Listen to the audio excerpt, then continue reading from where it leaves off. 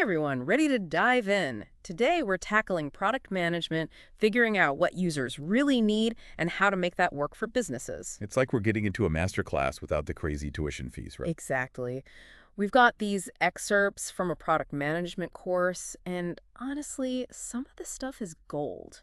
It's amazing how many companies just miss the mark on this. You know, they jump right into solving things without really getting what the problem is. It's so true. Like, imagine trying to fix a leaky faucet, but you're not even sure where the leak is coming from. Exactly. And that actually reminds me, this transcript we're looking at, it talks about this classic story about milkshakes. Oh, yeah, I think I know the one you mean. Wasn't it a fast food chain trying to sell more milkshakes? Exactly. They tried making them thicker, making them cheaper, all the obvious stuff. But nothing was working. Exactly. And then they figured out something that completely changed how they thought about it. What was it? People weren't buying the milkshake just because of, the taste. They needed it for something else entirely. Like what? Like it was the perfect breakfast for their commute. Easy to hold, keeps you full. They weren't looking for a fancy dessert milkshake. They were looking for something that made that boring drive a little better. Wow.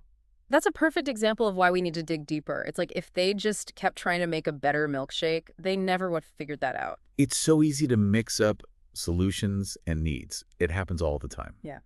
And that's what I like about this transcript. It really gets into that. It's about understanding the jobs to be done. Like, what are people actually trying to get done? What's the goal? You have to understand why they're doing what they're doing. The motivation, the context, all of it. Not just what they're saying they want at that moment. Right. It's like this one time I was flying home and my flight got delayed.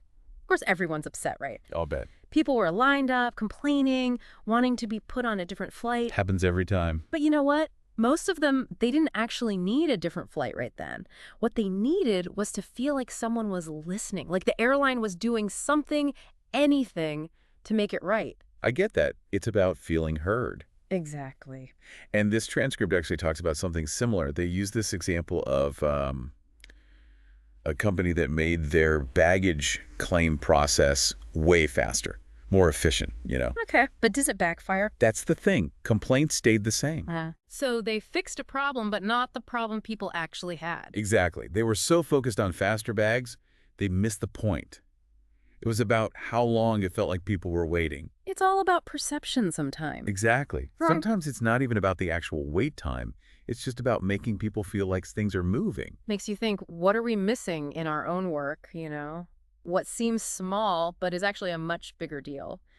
So we've talked about figuring out those deeper needs, but how do we actually do that in the real world? Yeah, it's not always easy. This transcript mentions something called journey mapping. Oh yeah, journey maps. Those are super helpful. Have you used those a lot? Yeah, I have. It's like you're visualizing the whole experience.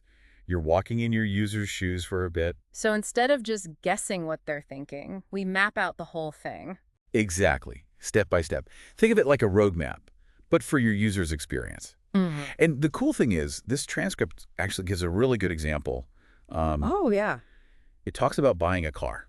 Okay, yeah. Most people have done that at some point. Right. And it's the great example because it's such a long, complicated process usually. It can be. So you break down every little thing, deciding on what you can even afford, looking at different models online, then actually going to dealerships, test drives. All the paperwork. Yeah. Huh. All the way to signing, the whole 9 yards.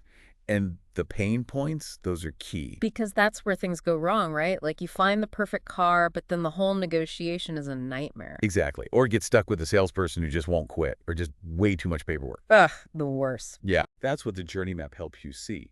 Those little moments of friction. Places where you can make it better for the user. So once you've got that mapped out, then you can brainstorm. Exactly. How do we smooth out those bumps, make the whole thing better and easier for the user? But it's more than just making it look pretty, right? Right. It's got to tie into what the business actually cares about, the goals. And this is where they bring up the impact map. Okay, so if the journey map is all about the user's experience, the impact map is about what? Connecting that to actual results. Exactly. It's like saying, okay, we want to improve this part of what the user goes through. So how will that affect our bottom line? Like, let's say our goal is to keep people from canceling, reduce that churn rate. We look at the journey map, and maybe there's a spot where people are always getting stuck. Makes sense. Maybe it's that initial setup process or trying to use a specific feature. Then the impact map, that's where we figure out, okay, if we make that part better, will people be happier, more likely to stick around? You got it. And there's this really important point they make. You can't control everything in that user journey. Oh, for sure. Like Yeah. you can't control the traffic if someone's commuting, right? Exactly. Or if their internet goes out while they're on your app, it's out of your hands. Totally. But here's the thing. You can influence it. That's the big Yeah. takeaway. You got to focus on the areas where you've actually got some power. you know, Yeah. where you can make a real difference. So be strategic about it. Focus on the areas where it'll actually move the needle, both for the person using it and for the business itself. It makes me it's like we talk about the user's journey like it's this perfectly planned out trip, but come on, real life's messy, Oh, right? tell me about it. And that's actually something this transcript gets right. No matter how much you plan, you're going to run into surprises. Exactly. Like those detours you weren't expecting, the traffic jams. You just never know what's going to happen. It's like that saying, no battle plan survives contact with the enemy. But in this case, it's like unexpected user behavior or the market taking a sudden turn. Right. You got to be ready to roll with the punches a bit. And this instructor actually says, we're wrong a lot. Even experts are wrong a lot. Which, honestly, I find kind of comforting. I know. It's like, yeah, we're all just figuring this out as we go.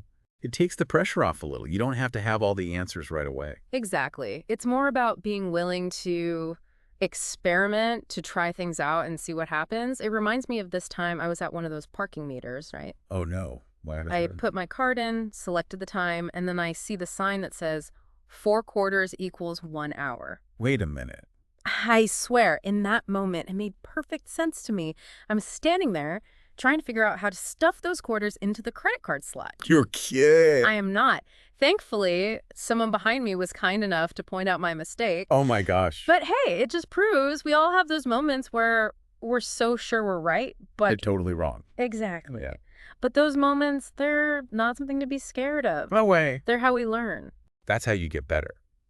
And this transcript talks about that, too. It's about testing those assumptions, the ones that could really throw you off. Right. Instead of just building something huge based on a guess, figure out the riskiest part and test that. Exactly. And they used Dropbox as an example, which I Well- thought was really smart. Oh, yeah, they didn't build out this whole complicated thing right away, Totally. right? They made a video just explaining the idea and let people sign up if they were interested. So simple, but so smart. It was their way of saying, okay, is this even something people want before they put in all the work? And it's something you can apply to almost anything, really. Totally. Think about what you're working on right now. What's the big what if that could totally derail things? Thing that would make you rethink everything. How could you test that quickly and easily? Maybe it's a survey. Maybe you just talk to a few people. A quick landing page even. Something to get some feedback. It's about being clever, finding those low-cost ways to make sure you're on the right track. Because sometimes those small early tests, they teach you way more than a big launch. So much better to learn early, right? Way better. Well, on that note, I think we've reached the end of our deep dive for today. It's flown by, honestly. We've covered a lot, from milkshakes to journey maps, and even how being wrong can actually be a good thing. Those are some valuable lessons in there. And before we go, we want to leave you with something to think about. What if, instead of just focusing on the features we build or the products we launch, we measured our success by how we're actually changing people's behavior for the better? How would that change how we approach our work, our priorities? Think about it. And until next time, keep diving deep,